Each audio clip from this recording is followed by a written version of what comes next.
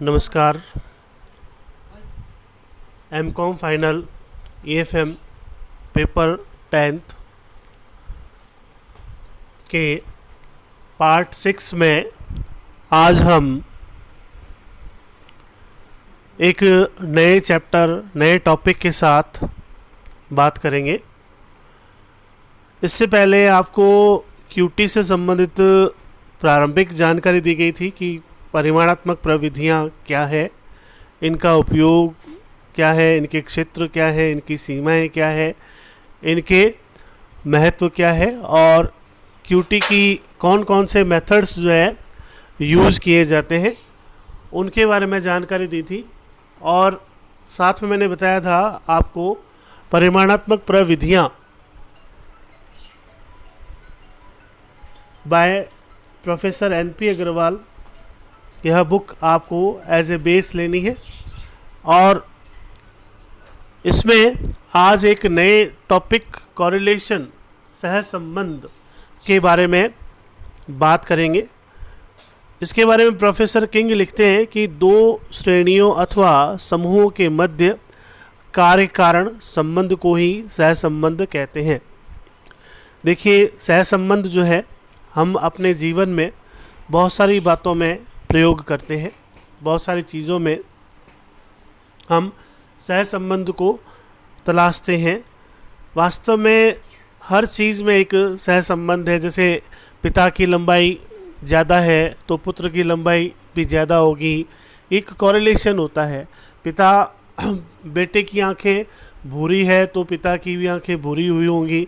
इस प्रकार के बहुत सारे फैक्टर्स होते हैं जिनमें कारण और परिणाम का संबंध स्थापित किया जा सकता है आसानी से। उनमें सहसंबंध भी आसानी से निकाला जा सकता है। जैसे आप यदि अधिक मेहनत करते हैं तो अधिक अंक लेकर के आएंगे, यदि आप कम मेहनत करते हैं तो आपके अंक भी कम आएंगे। इस प्रकार से सहसंबंध दैनिक जीवन में बहुत ही प्रयुक्त होता है। तो इस प्रकार स्पष्ट होता है कि दो समंक मालाओं में आपस में अंतर्निर्भरता इंटरडिपेंडेंस रहती है, जिसके परिणाम स्वरूप एक समंक माला में परिवर्तन होने पर दूसरी संबंधित समंक माला में परिवर्तन हो जाता है। तो यहाँ पर स्पष्ट करना चाहूँगा, समंक माला यानी कि सीरीज जिसको बोलते हैं, X सीरीज़ और Y सीरीज़, इसमें दो अपने पास चर होते हैं, वेरिएबल्स होते हैं। उनमें एक को हम X सीरीज़ कहते हैं और दूसरे को Y सीरीज़ कहते हैं। चूँकि ये सब चीज़ें आप लोगों ने फर्स्ट ईयर में समझी हुई होंगी, इसलिए इस पर ज़्यादा जोर ना देते हुए आपको सिर्फ इतना समझना है कि किसी भी एक समंक माला में परिवर्तन होता है तो दूसरी समंक माला में परिवर्तन अपने आप हो जाएगा, क्योंकि उनमें आपस में रिलेशनशिप है। जनरल जो कैजुअल रिलेशनशिप है, कारण और कार्य का संबंध है, इस कारण से उनमें आपस में संबंध इसमें आपस में परिवर्तन हो जाता है। एक में परिवर्तन करो तो दूसरे में अपने आप स्वतः परिवर्तन होने की संभावना रहती है। जैसे मांग और मूल्य, किसी वस्तु का मूल्य घटने पर मांग स्वतः बढ़ जाती है या किसी वस्तु का मूल्य बढ़ने पर मांग स्वतः घट जाती है। इस प्रकार से इनमें आपस में सहसंबंध पाया जाता है। इसलिए हम कह सकते हैं कि दो समंक मालाओं में कार्य कारण संबंध कैजुअल रिलेशनशिप हो तो वह सहसंबंध कहलाएंगे। अतः हम कह सकते हैं कि दो चरों में इस प्रकार का संबंध हो कि एक में वृद्धि या कमी होने पर दूसरे में भी उसी दिशा में या विपरीत दिशा में परिवर्तन हो तो वह संबंधित कहलाएंगे। यदि अप्रभावित रहते हैं, मान लीजिए दो समंक मालाएं हैं, कोई प्रभाव नहीं हो, तो इसका मतलब उनमें आपस में सहसंबंध भी नहीं है। तो सहसंबंध पॉजिटिव भी हो सकता है, नेगेटिव भी हो सकता है, कैसा भी हो सकता है, धनात्मक ऋणात्मक तटस्थ कैसा भी हो सकता है। लेकिन सहसंबंध होने का अर्थ यह है कि एक में परिवर्तन का प्रभाव दूसरे में स्वतः देखने को मिलता है, उसे आप सहसंबंध कहते हैं। प्रोफेसर किंग के अनुसार दो श्रेणियों अथवा समूह के बीच कार्यकरण संबंध को ही सहसंबंध कहते हैं।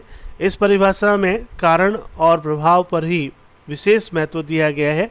प्रोफेसर डेवनपोर्ट के अनुसार सहसंबंध का संपूर्ण विषय पृथक विशेषताओं के बीच पाए जाने वाले उस पारस्परिक संबंध की ओर संकेत करता है जिसके अनुसार वे कुछ अंशों में साथ साथ परिवर्तित होने की प्रवृत्ति रखते हैं।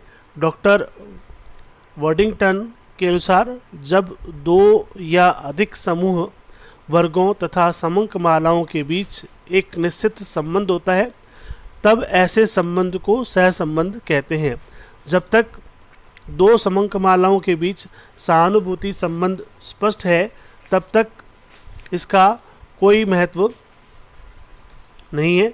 समंकों में परिवर्तन की एक ही दिशा में अथवा विरुद्ध दिशा में हुआ हो। इस प्रकार से स्पष्ट है कि विभिन्न विद्वानों ने सहसंबंध को समझाने के लिए हमें बताया है कि फर्स्ट ऑफ ऑल उनमें कारण और कार्य का संबंध होना आवश्यक है। दूसरा, परिवर्तन होना आवश्यक है। परिवर्तन चाहे अनुकूल दिशा में हो, चाहे विरुद्ध दिशा में हो, चाहे विपरीत दिशा में हो। इस प्रकार से सहसंबंध जो है, एक और परिभाषा है तारो यामने के अनुसार, बहुत छोटी सी परिभाषा दी है तारो यामने ने। सहसंबंध विश्लेषण दो चरों के मध्य संबंध की घनिष्ठता की मात्रा की विवेचना करता है। अर्थात सहसंबंध ये बताता है कि दो चरों में कितना जो है वो घनिष्ठता है, कितनी जो है वो उनमें आपस में घनिष्ठता है, कितना एक दूसरे को प्रभावित कर रहे हैं, उस चीज़ को जो है वो सहसंबंध इंगित करता है, मतलब उनकी घनिष्ठता को इंगित करता है। अर्थात मान लीजिए सहसंबंध ज़्यादा है, 0.99 है, तो इसका मतलब बहुत ज़्यादा घनिष्ठ है। चाहे वो प्लस में 0.99 हो, चाहे वो माइनस में 0.99 हो। अगर आपका सहसंबंध 0.0001 है, चाहे प्लस हो चाहे माइनस हो, इसका मतलब उनमें आपस में घनिष्ठ संबंध नहीं है। इस प्रकार सहसंबंध दो समंकमालाओं में घनिष्ठता को भी इंगित करता है। प्रोफेसर कॉर्नर के मतानुसार जब दो या अधिक राशियां सहानुभूति में परिवर्तित होती हैं तो उनमें से जिसमें से एक में होने वाले परिवर्तन के फलस्वरूप दूसरी राशि में भी परिवर्तन होने की प्रवृत्ति पाई जाती है तो वे राशियां सहसंबंध कहलाती हैं। तो इस प्रकार से स्पष्ट है कि विभिन्न विद्वानों ने सहसंबंध को समझाने के लिए हमें जो है बताया है। सहसंबंध जो है वह 3 प्रकार का होता है। सहसंबंध काइंड्स ऑफ कॉरेलेशन। पहला है घनात्मक तथा ऋणात्मक सहसंबंध, पॉजिटिव एंड नेगेटिव कॉरेलेशन। जब दो समंकमालाओं में एक ही दिशा में परिवर्तन होता है, अर्थात एक माला के मूल्यों में वृद्धि तथा कमी होने पर दूसरी माला के मूल्य में वृद्धि या कमी होने की प्रवृत्ति हो तो उसे धनात्मक अथवा प्रत्यक्ष सहसंबंध कहते हैं, और यदि इसका उल्टा हो तो उसे ऋणात्मक सहसंबंध कहा जाता है। दूसरा है रेखीय तथा वक्रीय सहसंबंध। यदि दो या अधिक समंकमालाओं में परिवर्तन का अनुपात समान हो तो उसमें उनके मध्य सहसंबंध रेखीय सहसंबंध कहलाता है। यानी दोनों में परिवर्तन का अनुपात समान हो तो उनके मध्य जो सहसंबंध होता है उसे रेखीय सहसंबंध कहते हैं। यदि ऐसी समंकमालाओं के मूल्यों को ग्राफ पर अंकित करें तो एक सरल रेखा बनेगी। इस प्रकार का सहसंबंध गणितीय तथा भौतिक विज्ञानों में पाया जाता है। उदाहरण के लिए यदि किसी वस्तु की मांग में 5% की वृद्धि होने पर कीमत में 10% की वृद्धि हो जाती है तो मांग तथा कीमत में रेखीय सहसंबंध माना जाता है। अर्थात उनका जो अमाउंट है वो फिक्स है, 5% चेंज करो तो 10% चेंज होगा। जब दो समंकमालाओं में परिवर्तन का अनुपात अस्थिर या परिवर्तनशील रहता है तो उनके बीच वक्रीय सहसंबंध होता है। यदि इसे ग्राफ पर अंकित किया जाए तो एक सीधी रेखा नहीं बनेगी। इस प्रकार का सहसंबंध सामाजिक तथा आर्थिक क्षेत्रों में पाया जाता है। उदाहरण के लिए बिक्री तथा विज्ञापन व्यय में वक्रीय रेखीय सहसंबंध होगा, जिनको आप विभिन्न प्रकार के चित्रों के माध्यम से भी समझा सकते हैं, एक लाइन के रूप में और एक सर्कुलर डायग्राम के रूप में।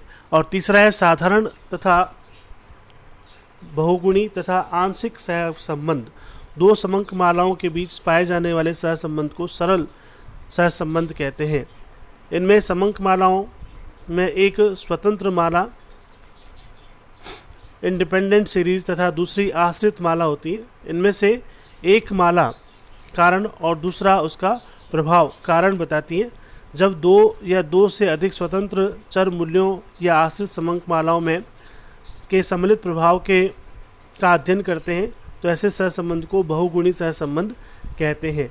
अर्थात इसमें यदि एक समंक माला जो है वह आपकी स्वतंत्र होती है और दूसरी उस पर आश्रित होती है तो वह साधारण सहसंबंध है। इसी प्रकार से एक समंक माला पर अनेक जो समंक मालाएं हैं वह आश्रित हो, एक स्वतंत्र चर पर एक से अधिक स्वतंत्र चरों पर दो या दो से अधिक समंक मालाएं आश्रित हो, या दो से दो अधिक स्वतंत्र चरों पर दो या दो से अधिक समंक मालाएं आश्रित हों, तो ऐसे सहसंबंध को हम बहुगुणी मल्टीपल कॉरेलेशन के रूप में जानते हैं। इसमें एक आश्रित चर पर अनेक स्वतंत्र चरों के प्रभाव का अध्ययन करते हैं। उदाहरण के लिए गेहूं के उत्पादन पर वर्षा, उर्वरक, तापक्रम, तकनीक आदि का प्रभाव अध्ययन बहुगुणी सहसंबंध ज्ञात करने के लिए किया जा सकता है। आंशिक सहसंबंध में दो से अधिक समंक मालाओं का अध्ययन करते हैं, लेकिन सहसंबंध केवल दो चर मूल्यों का ही निकाला जाता है, अन्य चर मूल्यों को स्थिर रखा जाता है। उदाहरण के लिए गेहूं के उत्पादन पर वर्षा की मात्रा का प्रभाव पड़ता है। अगर वर्षा की मात्रा को स्थिर रखकर औसत तापक्रम और गेहूं के प्रति एकड़ उत्पादन के संबंध में किया गया अध्ययन आंशिक सहसंबंध कहलाता है, पार्शियल कोरिलेशन कहलाता है। अर्थात इसमें एक चर पर अनेक चरों का प्रभाव होता है या स्वतंत्र चर का अनेक चरों से संबंध होता है। जैसे गेहूं की फसल का संबंध है वह तापक्रम से भी है, उर्वरक से भी है, वर्षा से भी है। तो अन्य चरों को हम स्थिर मान लेते हैं, केवल एक चर को ही वेरिएट करके आपस में सहसंबंध निकालने का प्रयास करते हैं। तो ऐसे सहसंबंध को हम पार्शियल कैटेगरी में रखते हैं, पार्शियल कोरिलेशन के नाम से जानते हैं। तो इस प्रकार से सहसंबंध जो है वह तीन प्रकार का होता है, धनात्मक तथा ऋणात्मक सहसंबंध, रेखीय तथा वक्रीय सहसंबंध, साधारण तथा बहुगुणी और आंशिक सहसंबंध। इन तीन प्रकार के सहसंबंधों के बारे में आज आपको जानकारी दी गई है। अगली कक्षा में आपको इससे थोड़ा सा आगे चलते हुए सहसंबंध के बारे में और बताया जाएगा, थोड़ा सा पीछे का भी रिवाइज किया जाएगा सहसंबंध का कि सहसंबंध क्या चीज़ है, इसका अर्थ, इसके प्रकार की चर्चा कल दोबारा की जाएगी ताकि आप और इसे अच्छे से समझ सकें। तो इसके बारे में कोई भी आपको कन्फ्यूज़न हो, कोई क्वेरी हो तो आप आराम से मुझे कमेंट्स कर सकते हैं, पूछ सकते हैं, बात कर सकते हैं, जब चाहे तब आप जो है स्वतंत्र हैं। और आज के लिए कक्षा में इतना ही। आपका बहुत बहुत धन्यवाद। ध्यान से पढ़ें, स्वस्थ रहें।